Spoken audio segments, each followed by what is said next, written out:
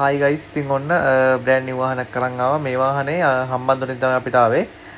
UAE වල වැඩ කරන සහුරාන් සහෝදරයගේ තමයි වාහනේ. ඉතින් මල්ලි ලංකාවේ නැති වුණත් අපේ ගාවට වාහනේ දාලා විශ්වාසයෙන් එයාට ඕන විදිහට වැඩේ කරගත්තා.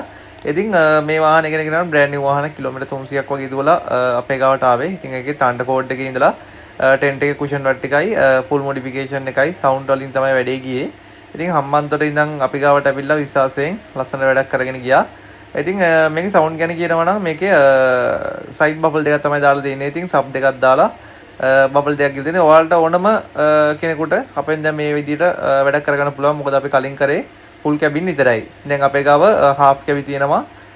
සයිඩ් බබල් තියෙනවා. ඉතින් ඕනම එකක් දැනට පුළුවන් ගන්න.